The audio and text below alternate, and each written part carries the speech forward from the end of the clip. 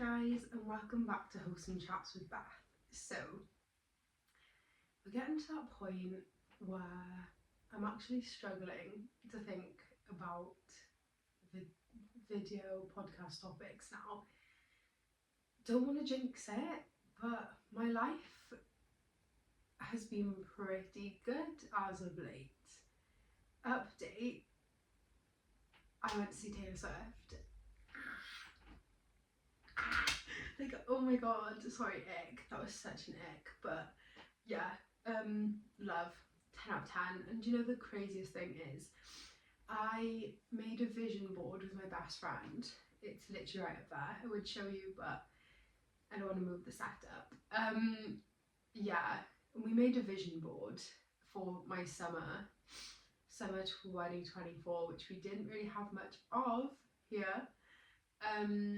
And I put in Era's tour tickets, and I remember saying to her, I don't know why I'm putting this on there because I haven't got any, and it's getting closer and closer. This was like June time, May, June, and she was like, it's on the vision board, Beth. What is hanging from my vision board now? My Taylor Swift Era's tour light up bracelet that I got there. Yeah, she was right. Vision boards work, guys. Do them. I need to do an episode on vision boards. There's an episode right there. But yeah, my life as of late has been quite plain sailing, and I'm not complaining. Things are getting better. I feel like I've come into myself more, and I feel like I respect myself enough now to sort of be able to not let people hurt me. I've kind of blocked out all the people that were able to hurt me, had that power over me. So, you know, I mean, I know there's things I can't control and I don't want to jinx it, but as of late, yeah, things have been pretty good. And I hope they have been good for you too. But anyways, I thought, seeing as I'm having a little bit of a break right now from experiences to share with you guys, I thought I would talk through journaling with you, because I've never done that before, and I always say I'm going to do that and I never do that. So yeah, we're gonna just get into it. So I think I'm going to call this episode my guide to journaling, or my journaling guide, something like that, something along those lines. But the first thing we're going to start off with is morning journaling, and I'm going to speak to you about my layout and, you know, just how I journal in the morning. So when I wake up, I do my morning routine, and I feel like that should be a whole separate video, is my morning routine or my bedtime routine maybe, because I've recently come up with a new bedtime routine, and oh my god, it's great, it slaps. But yeah, anyways, so when I wake up in the morning, after, you know, sort of like freshening myself up a bit, I journal straight away. So the first thing I do, affirmations. So I pick 5 affirmations, and I will use those affirmations for 2 months, and then I will say those 5 affirmations. So I'll write them out every morning in my journal, first thing I do, and I will read over them 3 times. And I pick a theme for what I think I need to work on that month. So I've just picked new ones on the 1st of September, which I will save for September and October. And yeah, I don't mind sharing this with you. They are to do with body confidence, like self-love in that department. I have struggled with body image, and it was an episode I actually wanted to do, and I did think about doing that today, but it's very raw right now. I'm really struggling right now, if I'm honest. It's very hard. I'm constantly fighting these really not nice thoughts, like surrounding food and how I look, and it's difficult, and I don't feel like I can give you clear advice when I'm still going through that, because the last thing I would want to do is give anyone information that could harm them in any way, and I feel like a lot of people do that unknowingly when it comes to body image and food, because they think that they're in a good place, but they're not. They're in the peak of it, and I don't want to be that person. But anyway, so my affirmations for the next 2 months are to do with body image and self-love surrounding my body. I don't have my journal with me to share them, but the month before, it was, you know, that I'm equal to others, like, and they don't even have to be all the same theme. I just tend to pick something that I need to work on, and yeah, so they could be all different things, you know. One could be body confidence, one could be general confidence, one could be something to do with work, like one could be something to do with self-love, like, you know, it doesn't matter. But anyway, yeah, I write down 5 affirmations and I stick to those affirmations for 2 months just to sort of reprogram my brain. And I find that at the end of those 2 months, almost always I feel a lot better in that topic that I've picked, in that area of my life. I always feel better. So that's what I do first. Then I do 2 today I wills, and the reason I've said it like this is because the first one is sort of like, today I will be kind to myself, today I will give my body a hard time, today, you know, it's just sort of about being kind to yourself, like, today I'll take things easily because I didn't have a good sleep last night, or, you know, it's just something like that. And then the second one is to do with movement. So today I will go to the gym, today I will do yoga and go to the gym, today I will do a bar class, today I will go for a walk. It's just to do with movement, to kind of make sure that I get some sort of movement in, because if I write it down, I will most likely, 99% chance I will do it. And then I write down, I am grateful for ... and I write 3 things I'm grateful for, so I can start off my day with gratitude. Then I write a to-do list. I usually write 3 things. However, if you wanted to do a full-on to-do list, that's fine, but I just don't like to overwhelm myself, and I just pick the top 3 things that need doing in that day, so they're at the forefront of my mind. Then I write what ifs, and I've spoken about what ifs a few times in my podcast, and I got what ifs from Help Me Be Me by Sarah May. I owe this podcast my life, I really do, I really do. I was in such a low place when I started listening to Help Me Be Me, and I remember typing in on Google self-help podcasts, and I clicked on the first thing that came up, and Sarah May's podcast was the first one on there, and I was like, right, that's the one, I'm gonna give it a go. And I know it was the first one I saw, but oh my god, that woman saved me from a very dark place, and I would really, really recommend. I love the layout of her podcast. I don't listen so much anymore, however, I do still dabble in and out of some of her episodes, and she's great. She's great. Every now and then I'll get a notification that she's posted a video, or not a video, a podcast, and yeah, I will give it a listen on my walk, and I love it every time, no fail. She's great. But Sarah May, her what ifs are in the sense of physically, I think. I listened to this episode about over 2 years ago now, but I think it was like, you know, these are things you're going to do when you start to feel sad or anxious or angry. And I think they were physical things. What I do myself, because I'm a very in my head type of person, I could say when I get anxious I'll go for a walk, and I'll just be anxious on a walk. It's like those TikToks where it's like when you go for a walk to like have a break from things, but your brain is still like, you know, and that's exactly the sort of brain I have. So what I do instead is I write down 3 what ifs for something that I'm feeling that morning, or something I know is going to come up that day, or around something that's happened and it's made me upset. And I write things that I can say to myself. So, you know, like when I'm having bad body image, I write down like what ifs, like tell yourself you're beautiful, like your body hasn't changed just because you haven't been to the gym consistently for 2 weeks. You know, it's all in your head, like, and it's hard, it is hard, but that's not what we're talking about. So I won't get carried away that, but yeah, it's just So you could you could do either or. You could even do a mix of both. What are you physically going to do, and what are you mentally going to tell yourself? So yeah, what ifs. Then I do a little brain dump. So anything that's on my mind that morning, I will get it down on that paper, and I will just write it down.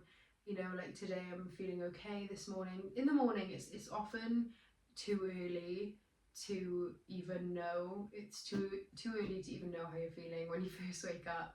But you know, I can say like today I'm okay. Like I slept all right. Like I slept quite well, or I didn't sleep too good. Like you know, like this is happening today, I'm looking forward to it, or like this is happening today, like I'm not feeling great about it. Like, you know, just whatever's on your mind, it doesn't matter how crazy it is.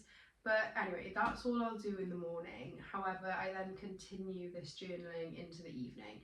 So before I go to bed as part of my wind down routine. So then I will write today I felt, and then on a scale of 1 to 10. So, you know, I'm usually somewhere in the 5 to 7 range.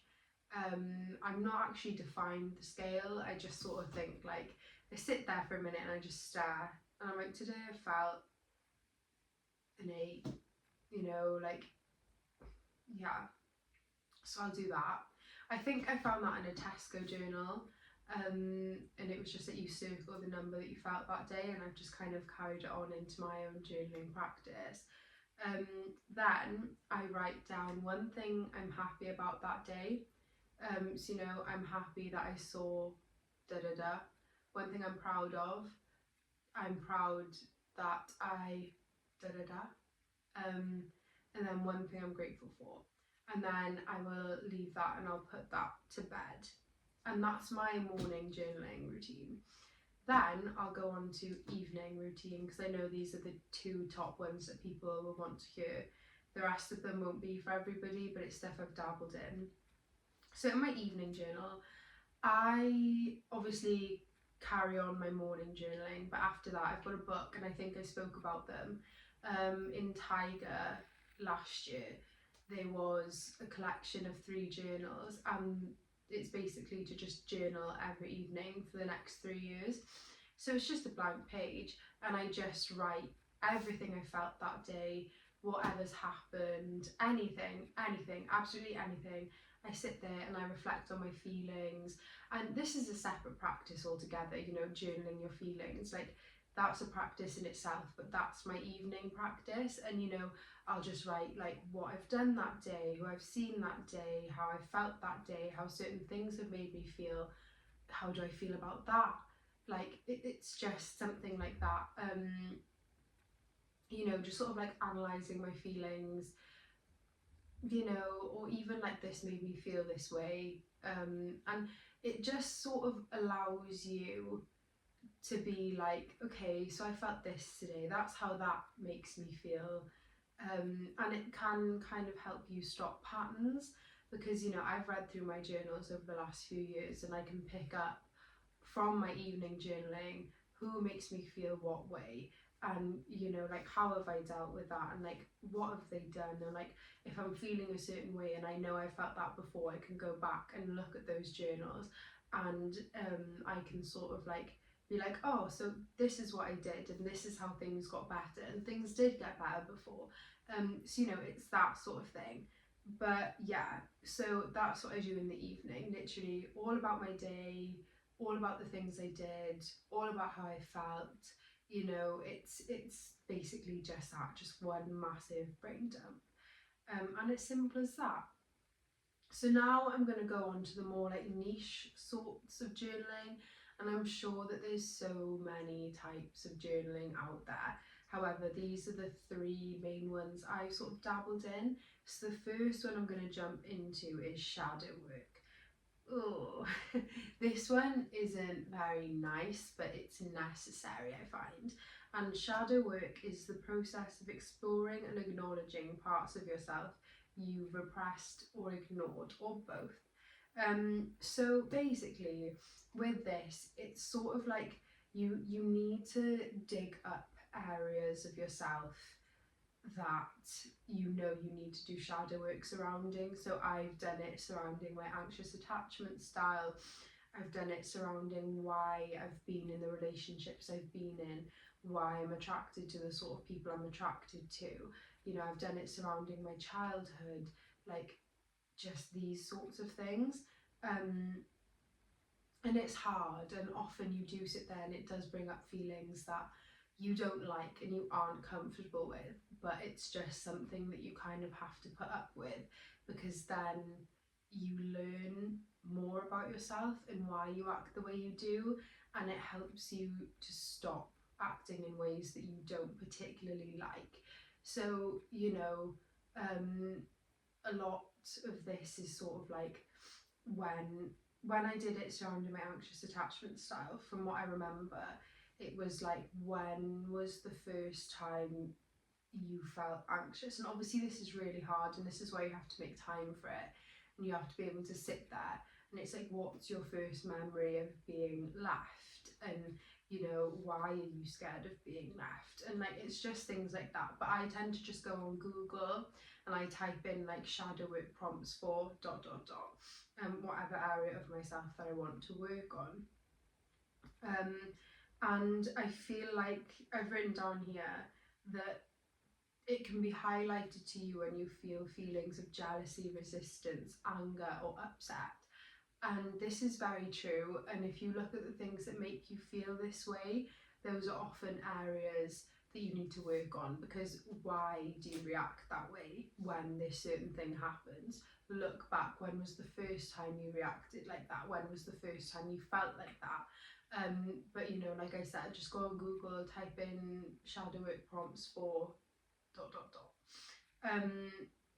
Yeah, just sit with yourself and answer these questions honestly. And I honestly think it's good to have a book, a separate book for this, and just write it down, write down the questions, write down the answers. Doesn't matter if it's a few sentences or a whole page. But yeah, so that is how you shadow work journal. The next one is inner child work. So inner child work, and I know this is a bit woo woo for some people, but yeah, inner child work is sort of like reconnecting with your inner child, so allowing them to trust you again. And the way you do this is just reconnecting with yourself when you were younger, because I feel like we're all our authentic selves when we're younger, and then we grow up and we're told that things aren't cool, or like, you know, things aren't like acceptable. And honestly, I think about it all the time, and I'm like, do you know what? Like, I'll be damned if my child grows up and by the age of 11 they're ashamed of their body. I will be a failure as a parent if my child feels the way that I did about my body by the time, maybe even at 8. I was self-conscious about my body probably from like year 4, and that's not right. That's not right. And it's hard. I will be damned if my child has to do mindset work to correct their thoughts. Like, I just won't have it. I won't have it. I won't have it. No, it's not on. It's not on. But yeah, so, you know, reconnecting with your inner child, healing this part of yourself essentially, because there are times we often subconsciously act from a place of a child, and we don't even know it clearly because it's subconsciously. So you need to sort of reconnect with your inner child, like I've said so many times. So again, it's just finding prompts online to help your inner child trust you again. So I would even get a separate book for this too. And like I think I've said in a few episodes before, I think I've done an episode on inner child healing, if I'm honest. If you want to go and delve and have a look. But yeah, anyway, I did a workshop, and it's not a thing anymore. But you can find free workshops still, I'm sure. But yeah, so just find prompts online. You don't even have to do a workshop, but it's just, you know, talking to yourself, you know, remember, like, having conversations with your inner child, like, and this is basically also just shadow work. Like, you know, you're figuring out the things that you love to do again, you're figuring out your hobbies again, you're doing things to, you know, show yourself that you love yourself, you're taking care of yourself, and that's great. um you know, it might feel weird, and it does feel silly. I remember sitting there and saying to myself every time, like, I had a passage in the front of my journal, and it was like, "Hi Beth," like, I can't even remember what it was. Like, I can probably find that journal somewhere, and it was just saying, like, "I'm sitting here with you today, like, I'm gonna pay full attention to you, and if I don't pay full attention to you, we'll start again." And it was just asking myself questions like, what was your favourite thing to do on the weekends when you were younger? Like, what do you want to do this weekend? Like, what's your first memory of this? And like, how do you feel about this? And how does it make you feel that I'm listening to you and paying full attention to you? Like, it was just things like that. And it does feel silly at first, but you get over it. But yeah, and just do activities and things. Obviously I know cost is a thing, but even if it's just going to the park, like having a walk around, like, you know, going to get hot chocolate or making hot chocolate at home, like, you know, eating the food that they love to eat, or like colouring books, painting, like Lego, I don't know, just do things for your inner child. But yeah, that's that one. And then finally, we've got mirror work.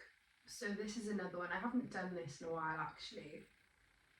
But with mirror work, it's a very short and sweet one. I used to have affirmations that I used to say to myself in the mirror, and I would sit in front of the mirror every night and I would say these affirmations to myself. And at first it was very awkward and it didn't feel good, and it's just saying to yourself, like, looking at yourself in the mirror, in the eyes, and being like, "I love you." Like, and it feels awkward at first and you feel like this sort of resistance. So basically, you just, you know, you say to yourself like self-love affirmations and anything that you need to work on, and then you keep a journal and you write down what feelings are brought up and what reactions came about when you said these things to yourself, and you keep doing it. You know, you can do it every night if you want to, you can set a night each week, you can do it 2 or 3 times a week, and you know, you just sit there and you just express feelings of love and validation towards yourself until it feels normal. Like, it often used to make me cry quite a lot because I came from a place of quite low self-esteem, and things like that. But yeah, and that's that. And then you can read back and you can see how far you've come.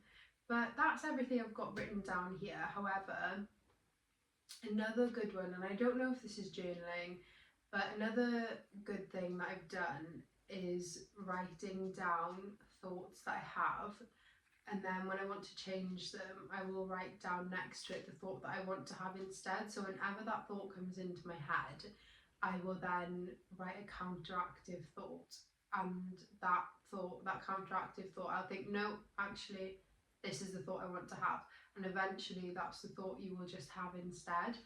But yeah, so that's a great one too. But that is everything. That is my journaling guide. It's a nice, short and sweet one today. But yeah, thanks for listening, guys, and I really hoped it. Can't speak. I really hope it helped. Love you lots, and I'll see you soon. Bye.